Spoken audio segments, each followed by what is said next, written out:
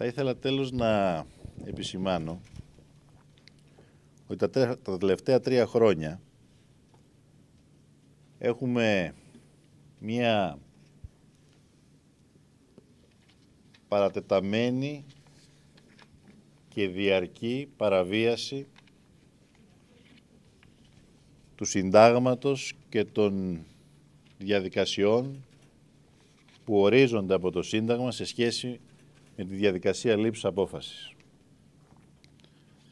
Αυτό δικαιολογείται εν μέρη από τις έκτακτες περιστάσεις.